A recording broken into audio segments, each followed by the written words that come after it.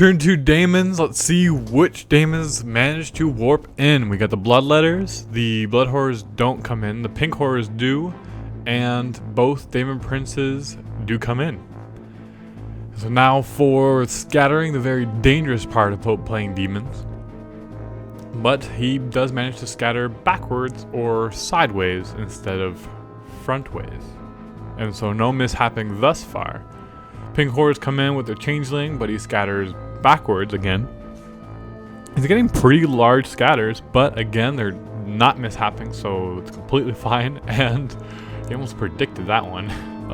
With the Bloodletters, although it would have been better if they were a bit more behind so they get the counter charge instead of me charging them. So Fate Weaver swoops, so he turns and flies on over, as well with the other Daemon Prince, or Demon Prince.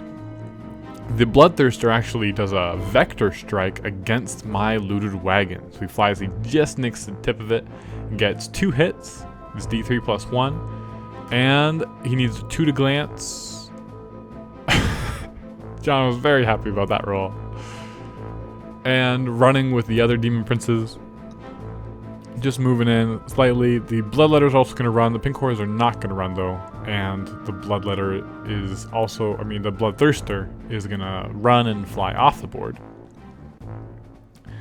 And then the Demon Princes just, crowding around each other and just them spreading out, preparing for the incoming attack from the Orks, because they're not able to do much more. A bit of shooting, kill a few more Storm Boys. That's good, weaken them up because they are quite strong. They can reach just about anywhere. And then Fate Weaver shooting all his little weapons, being able to kill a few more, and shooting the bolts into the Dreadnought, but not being able to do anything. Death Dread. Then all the Changeling, actually, the Pink Horrors shoot, and they got Assault 3 weapons, and so they're actually able to do a bunch of damage, although I did make some good roll, or he made not so many good rolls in the end. Only killed a few more Storm Boys. But reserves for Orks, both planes, and the Deathcopters come in. The Deathcopters come in on the left side, or right side, depending on how you're looking at it. But they are all in, so everyone's got full reserves except, I think, the one squad of the Blood Horrors. The planes fly in, kind of swooping in each flank.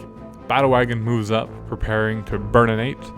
And the Storm Boys only get 2 extra inches, but that's all they need. And for those of you who are wondering, we're actually treating the water as just normal terrain, not difficult at all in this particular scenario. So the boys move up, and just as close as possible, so if any shooting goes right, if anything, any flying monstrous creatures fall out of the sky, I'll be able to promptly charge and kill them. With the poison attacks, it just makes my boys so strong if I can get into combat.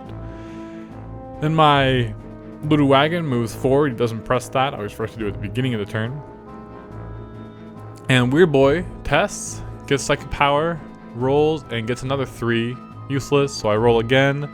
1. I hit myself. So we resolve that attack. Does nothing. And then I do what my Weird Boy should have done.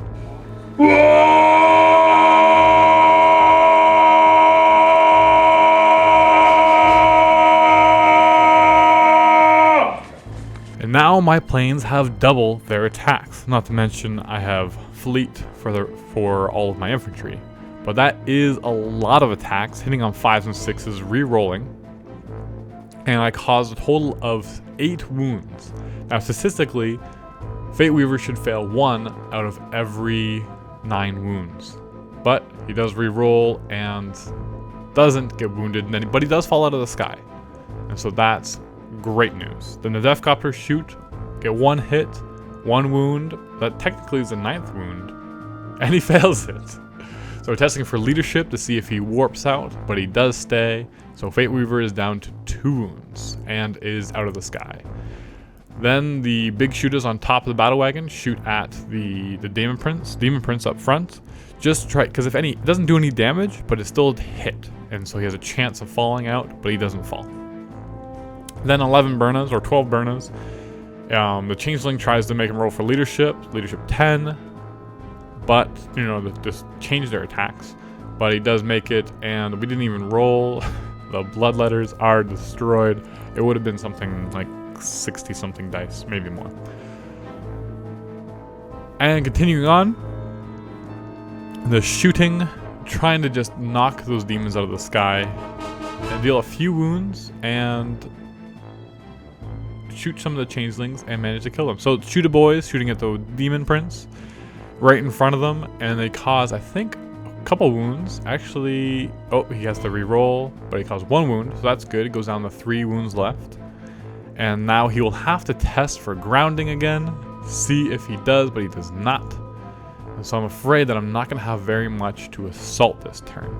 But priority is Fate Weaver, so the second Dakajet shoots with his full number of attacks and manages to not cause any more wounds. But he did test for grounding again, although technically it doesn't say you can't take more than 1 grounding test, it just says you're grounded. And so I don't know, but the rules are written that way. But the boys attack, fail their charge roll, but then Fleet now allows them to reroll a 12-inch charge. Not too shabby at all. And they are able to get everyone in, but then we forgot about Overwatch. And so we did it mid-charge, because why not? But he rolled no 6s, unfortunately. So the rest of the boys get to pile in. There's a lot of them, but they all get in, and we get a challenge. I accept your challenge. So to find the result of this challenge, click the link below, part 3.